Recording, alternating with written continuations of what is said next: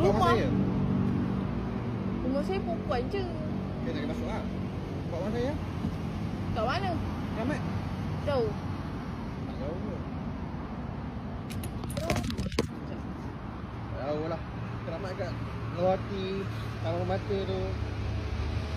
Daripada kat rumah. Balik.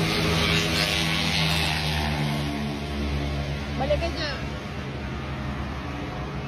Nak stay hotel. Stay hotel. Lusa kerja tak?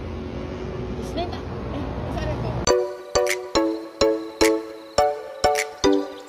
Melalui platform X, tular satu video memaparkan seorang gadis ditahan oleh pihak polis pada waktu malam, tetapi kejadian yang dihadapi olehnya memang tidak disangka-sangkakan. Dapat dilihat dalam video itu, gadis berkenaan membawa motor lalu ditahan oleh seorang pegawai polis, namun perbualan mula bertukar menjadi satu trauma apabila pegawai terbabit mengajaknya untuk check-in hotel. Besok hari Sabtu, pagi ni. Sabtu, Ahad. Ahad saya kerja kerja apa? lagi. Tapi Pagi. middle shift kot. Tengah hari lah. Sebab saya belum 5 jam lagi. Sebab F&B kan ada Dulu saya kerja F&B tau. hotel. 7 hari. Kan 7 hari kan? 7 hari 5 hari kerja, 1 hari 5 jam, 1 hari cuti. So 5 jam belum lagi. Cuti Isnin. So Ahad 5 jam.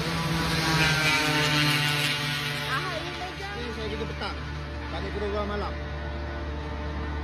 Tak apalah, Roger nanti WhatsApp ke apa tu. Telegram ke apa tu. Macam lah ni. Telegram. Aku saya kena balik juga ni. Saya kerja.